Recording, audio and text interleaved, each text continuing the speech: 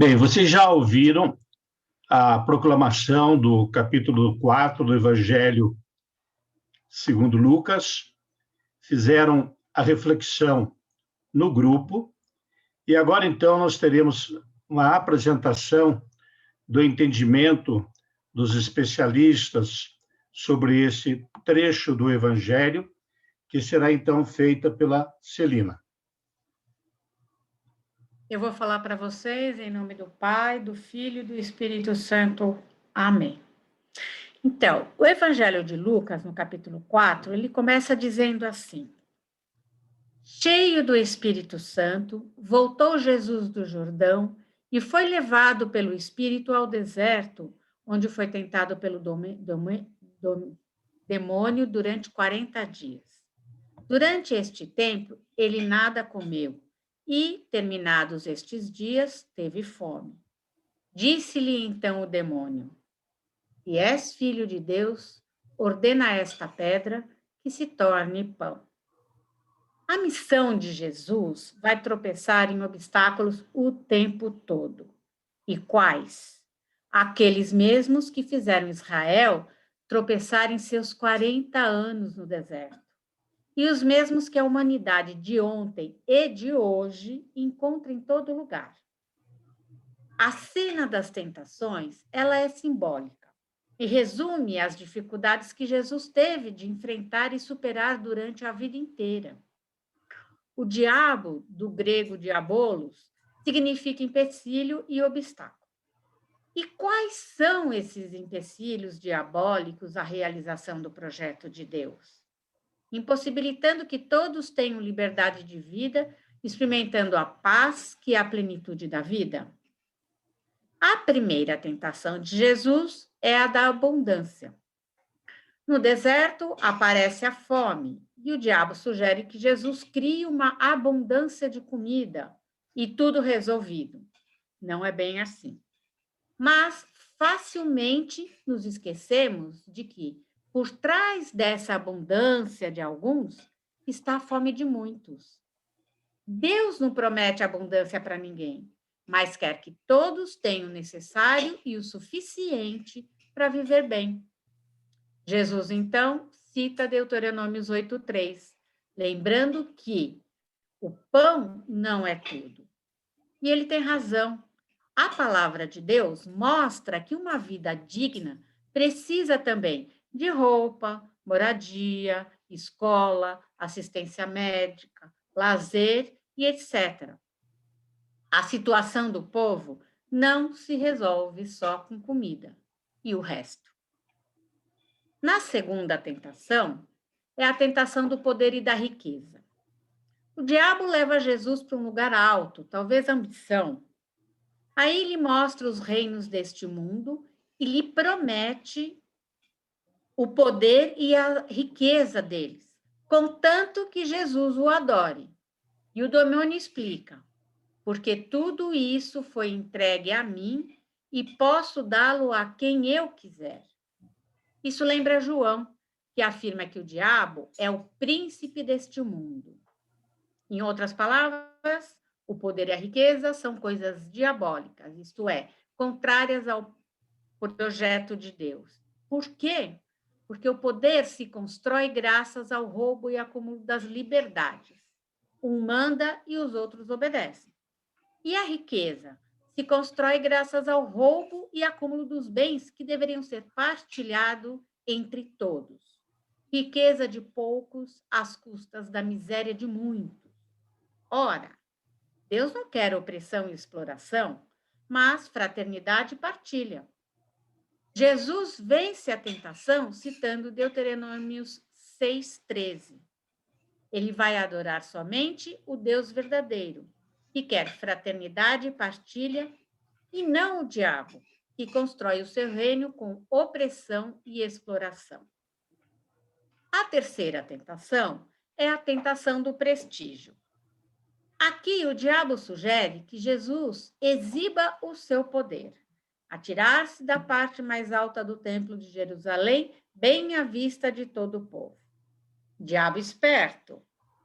Cito o Salmo 91, onde Deus promete proteger o justo. Em outras palavras, abusar da confiança, colocando Deus a serviço do próprio capricho e vaidade pessoal. Tentação das pessoas religiosas, mas aqui pessoas religiosas no sentido de quem crê. Jesus cita, então, Deuteronômio 6,16, mostrando que tal atitude significa tentar a Deus. Seria muita ousadia deformar o serviço a Deus e ao povo para satisfazer interesses egoístas, simplesmente para brilhar, inclusive criando sentimentos de inferioridade nos outros. Isso, na verdade, é querer manipular Deus para tapear os outros. Se compararmos o texto de Lucas com o de Mateus 4, de 1 a 11, veremos que Lucas inverteu a ordem da segunda e terceira tentações. É que, segundo a sua visão, as 3 tentações perseguiram Jesus durante sua vida. Segundo o Catecismo da Igreja Católica, onde nós encontramos os fundamentos da fé cristã, no parágrafo 538, os evangelhos falam de um tempo de solidão que Jesus passou no deserto, imediatamente depois de ter sido batizado por João. Impelido pelo Espírito para o deserto, Jesus ali permanece sem comer durante 40 dias. Vive com os animais selvagens e os anjos servem-no. No fim desse tempo, Satanás tenta-o por 3 vezes, procurando pôr em causa a sua atitude filial para com Deus. Jesus repele esses ataques, que recapitulam as tentações de Adão no paraíso e de Israel no deserto. E o diabo afasta-se dele até determinada altura. No parágrafo 539, diz: os evangelistas indicam o sentido salvífico desse acontecimento misterioso. Jesus é o novo Adão, que se mantém fiel naquilo em que o primeiro sucumbiu à tentação. Jesus, ele cumpre perfeitamente a vocação de Israel, contrariamente aos que outrora, durante 40 anos, provocaram a Deus no deserto. Cristo revela-se o servo de Deus totalmente obediente à vontade divina. Nisto, Jesus vence o diabo. Amarrou o homem forte para lhe tirar os despojos. A vitória de Jesus sobre o tentador no deserto antecipa a vitória da paixão, suprema obediência do seu amor filial ao Pai. No parágrafo 540, fala: a tentação de Jesus manifesta a maneira própria de o Filho de Deus ser Messias, ao contrário da que lhe propõe Satanás e que os homens desejam atribuir. Foi por isso que Cristo venceu o tentador, por nós.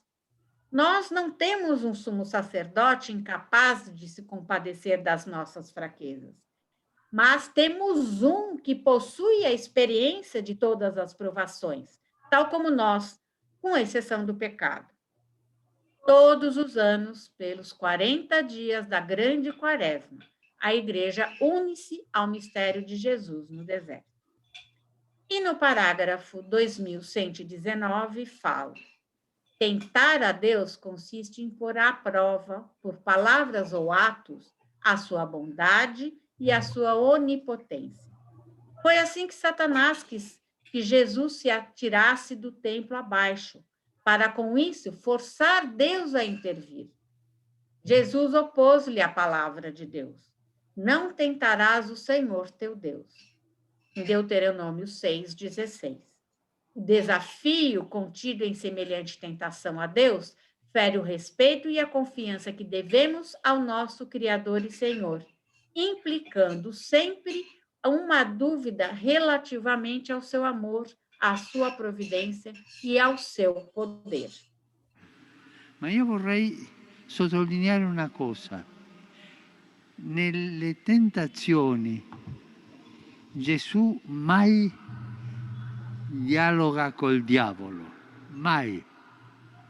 Nella sua vita Gesù mai ha fatto un dialogo col diavolo, mai. O lo scaccia via, o degli indemoniati, o lo condanna, o fa vedere la sua malizia, ma mai un dialogo. E nel deserto sembra che c'è un dialogo, perché il diavolo le fa 3 proposte e Gesù risponde, ma Gesù non risponde con le sue parole, mai. Risponde con la parola di Dio, con 3 passi della scrittura. E questo per tutti noi. Quando si avvicina il seduttore, incomincia a sedurci noi, ma pensa a questo, fa quello. La tentazione è dialogare con lui, come ha fatto Eva. Eva ha detto, ma non si può perché noi... E è entrato in dialogo. E se noi entriamo in dialogo col dialogo, saremmo sconfitti. Mettete questo nella testa e nel cuore. Col diavolo mai si dialoga, mai si dialoga. Non c'è dialogo possibile, soltanto la parola di Dio. E qual seria o programa de vida de Jesus? Tendo recebido o Espírito Santo para a missão e vencido as tentações que provocam o mal do povo, Jesus está preparado para desenvolver a sua atividade. Bem no início, Lucas procura dar uma ideia de como será essa atividade, em que ela consiste e quais serão as reações a ela. É bem provável que Lucas tenha misturado vários episódios com a intenção de fornecer um resumo de toda a ação que Jesus vai desenvolver na Galileia. Se ainda sentimos que nosso compromisso cristão nos conduz a uma atualização da messianidade de Jesus, é necessário voltar a esse relato das tentações e fazer a experiência de oração e de deserto no estilo de Jesus, para definir o caminho pelo qual nós levaremos à realização a missão que, como cristãos, cada um de nós tem. E qual é? Fazer com que o Evangelho seja vida. Jesus, então, cheio da força do Espírito, voltou para a Galileia. E a sua fama divulgou-se por toda a região. Ele ensinava nas sinagogas e era aclamado por todos. Estes 2 versículos apresentam o primeiro resumo de todo o período inicial da atividade de Jesus. Depois das tentações e da vitória sobre o mal, Jesus entra em ação com a força do Espírito. É um modo de se referir aos milagres de Jesus. Tais milagres, porém, não podem ser vistos como atos isolados, mas como um verdadeiro programa de transformação da realidade, uma mudança radical das condições que diminuem ou até matam a vida e a liberdade do povo. Isso não passa despercebido. E a consequência é que a fama de Jesus logo se espalha pela redondeza. A palavra acompanha a ação. Na mente de Lucas, o fato de Jesus ensinar nas sinagogas é uma espécie de preparação para a prática contínua do apóstolo Paulo, que, sempre de início, quando chegava em alguma cidade, durante suas viagens, se dirigia primeiro aos judeus.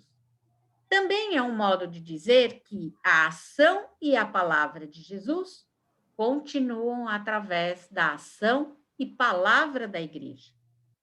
E o que é sinagoga? É um local usado para o culto e a instrução sobre a Bíblia. As cerimônias aos sábados eram estruturadas em torno da leitura e exposição da lei de Moisés e dos profetas. Em que consistiam a ação e a palavra de Jesus? Para responder a isso, Lucas relata o episódio da sinagoga de Nazaré, onde é apresentado o programa de Jesus. Como qualquer israelita adulto, Jesus frequentava a sinagoga aos sábados, quando se faziam orações e leituras seguidas de comentários, em geral da lei, que é o Pentateuco, e dos profetas. Os leitores eram, em geral, membros instruídos da comunidade ou visitantes que conheciam bem as Escrituras. Jesus recebe o livro do profeta Isaías e a leitura que faz é o trecho de Isaías 61, de 1 a 2, misturado com Isaías 35, 5 e Isaías 58, 6. O Espírito do Senhor está sobre mim, porque ele me consagrou com a unção para anunciar a boa notícia aos pobres. Enviou-me para proclamar a libertação aos presos e aos cegos a recuperação da vista, para libertar os oprimidos e para proclamar um ano de graça do Senhor. É importante considerar que aqui o Espírito Santo e a palavra são a centelha que acende o fogo da missão de Jesus, segundo o relato de Lucas. Essa passagem procura explicar o sentido da palavra e da ação de Jesus.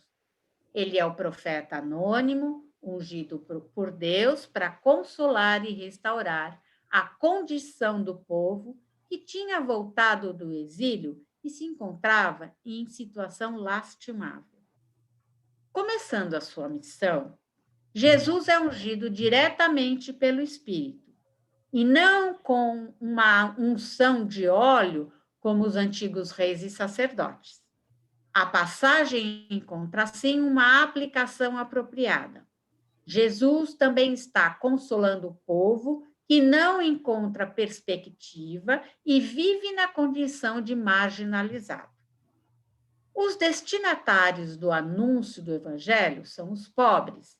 Melhor, o povo empobrecido e enfraquecido pela ambição dos que governam. O limite extremo dessa condição é a marginalização. O povo perdeu a liberdade, prisão, e a capacidade de enxergar a realidade de forma crítica, cegueira. Vive continuamente pressionado, oprimido, por dentro e por fora.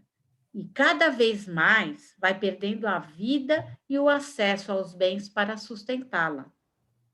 A missão de Jesus, portanto, é trazer uma palavra de esperança para esse povo explorado e oprimido, e, ao mesmo tempo, realizar a ação que o liberta concretamente da situação de marginalidade.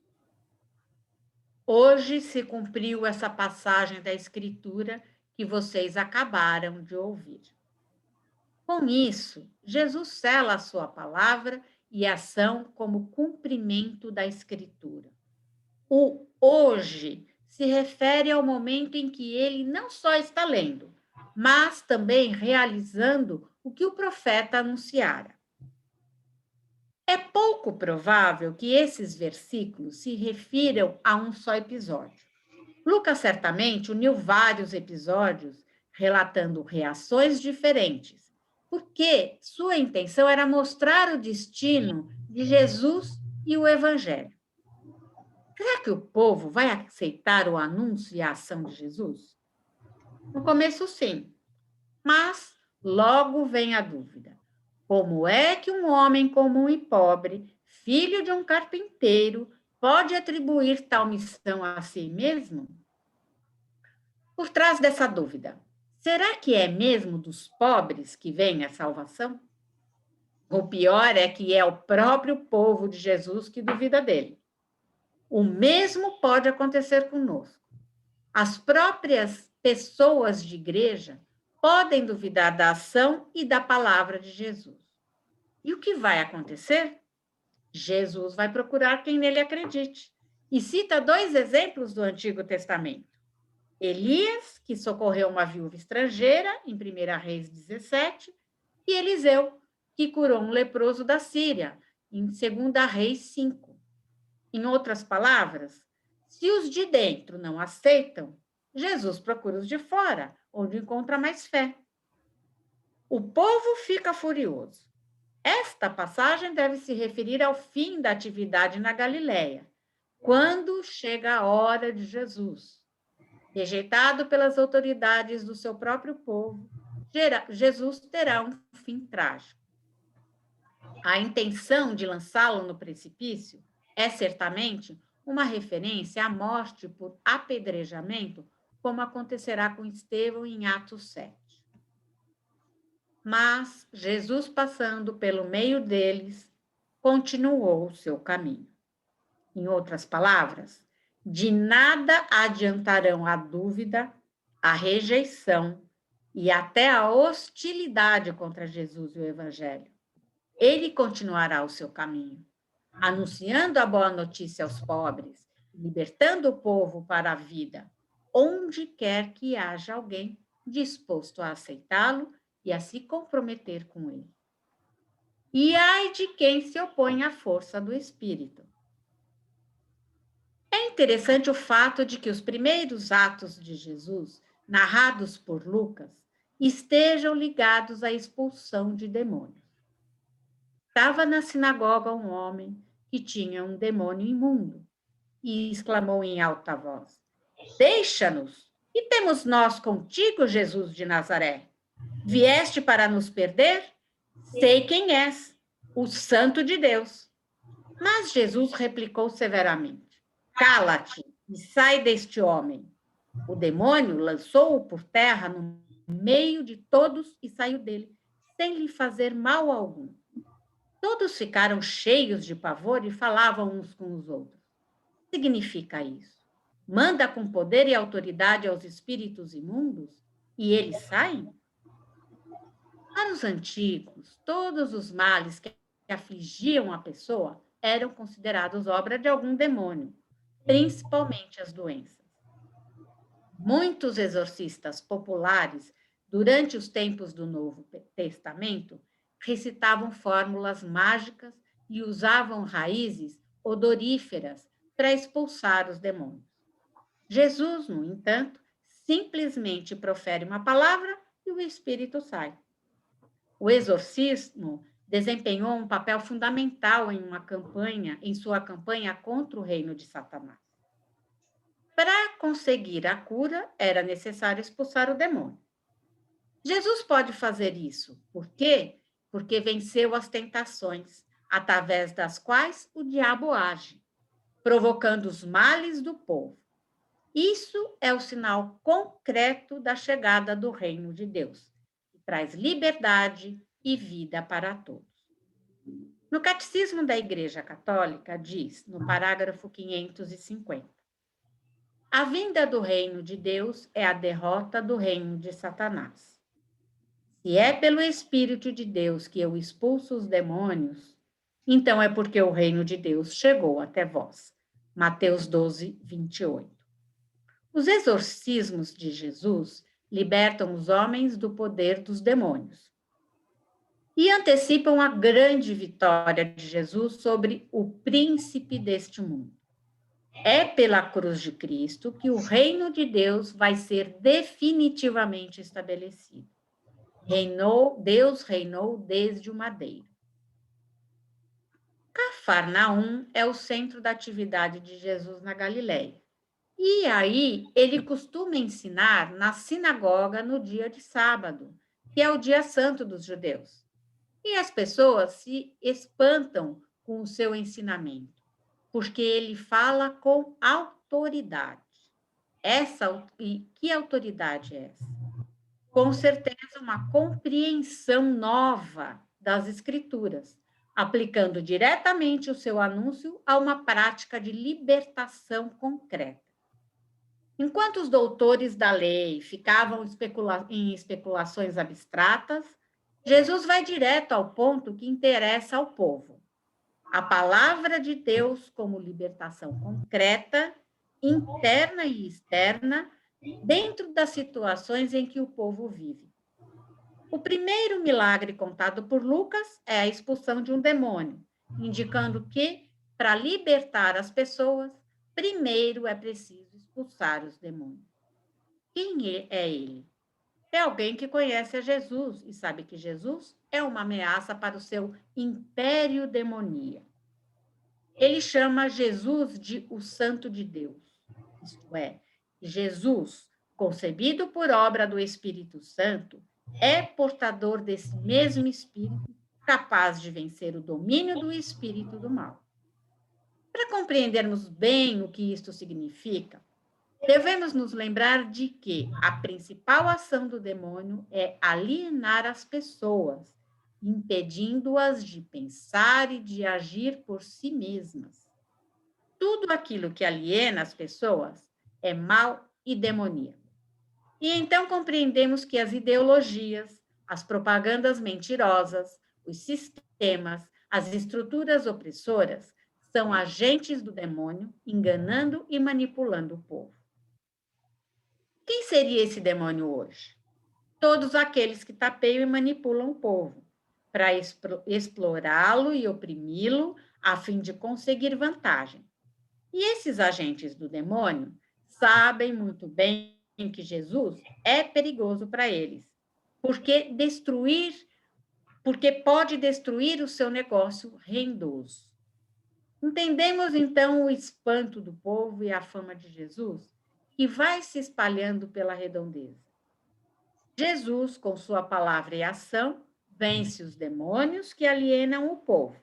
Ele devolve ao povo a capacidade de ver, de pensar e de agir por si, usando sua liberdade para conquistar a vida a que todos têm direito.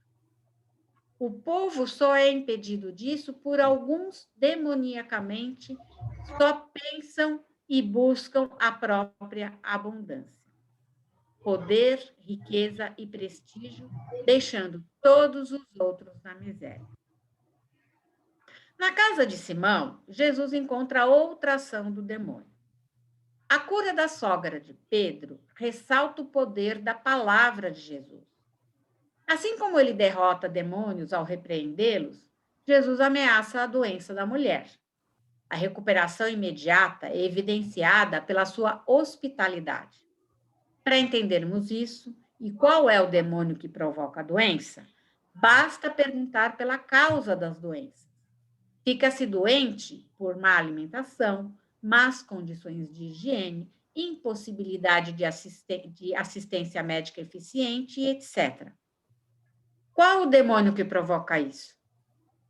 Jesus expulsa a febre como se expulsasse o demônio que a provoca. Ameaçou. Qual o resultado? A sogra de Simão Pedro se levanta e começa a servi-los. A quem? A Jesus e aos que estão com ele, no programa de enfrentar o demônio e derrotá-lo. Ela se dispõe, portanto, a ajudar no programa de libertação. Quem foi liberto passa a servir à causa da libertação dos outros. Em dia de sábado, a lei proibia muitas coisas, entre as quais a cura. É de admirar, como se Deus gostasse do fato de que as pessoas ficassem doentes ou morressem. O dia terminava com o pôr do sol. Jesus toca as pessoas doentes. Outra coisa que a lei, se não proibia em todos os casos, ao menos colocava sob suspeita. Mas Jesus não tem medo das doenças do povo, pois sabe que é o contato amoroso que cura e traz vida nova. Também essas curas estão ligadas à expulsão dos demônios que causam as doenças. Jesus vai fundo e arranca o mal pela raiz. E os demônios sabem que ele é o Messias, aquele que foi ungido pelo Espírito Santo para vencer o mal que traz doenças que impedem a liberdade e a vida do povo. Os demônios só conseguem dominar o povo fraco e doente. Restabelecido em sua saúde e vigor, o povo sabe se defender e lutar pela vida. Jesus deve ter ficado a noite inteira curando o povo doente. Ao amanhecer, ele sai de Cafarnaum e vai para um lugar deserto, certamente de viagem para outros lugares. As multidões vão atrás, tentando segurá-lo ali. E aqui encontramos um traço comum nas pessoas que foram atingidas pela ação libertadora: segurar, reter, possuir. É a velha mentalidade egoísta que não quer repartir a liberdade e a vida com os outros. Sinal de que não adianta apenas livrar o povo de seus males. É preciso convencer o povo a se comprometer no projeto de Deus e de Jesus, que quer liberdade e a vida para todos. É o que percebemos na resposta de Jesus. Devo anunciar a boa notícia do reino de Deus também para as outras cidades, porque para isso é que fui enviado. Jesus mostra, assim, que a ação de Deus não pode ficar retida dentro de um pequeno grupo, dentro de uma cidade, de um estado, em um país. Essas coisas foram inventadas pelos homens. Para Deus, existe a humanidade, e nela todos e cada um tem direito de receber e usufruir o dom de Deus. Todos têm direito de ouvir a notícia do reino que liberta e traz vida. A comunidade que conheceu Jesus, mas não sai de si para transmitir aos outros esse conhecimento, demonstra que ainda não entendeu o projeto de Deus que Jesus realiza. Não entendeu que enquanto uma só pessoa não tiver liberdade e vida, o reino ainda não chegou completamente para ninguém. Estamos todos no mesmo barco. Enquanto houver um só furor, todos nós corremos o risco de naufragar. No Catecismo da Igreja, diz no parágrafo 543, todos os homens são chamados a entrar no reino. Anunciado primeiro aos filhos de Israel, este reino messiânico é destinado a acolher os homens de todas as nações. Para ter acesso a ele, é preciso acolher a palavra de Jesus. E eu falei para vocês, em nome do Pai, do Filho e do Espírito Santo.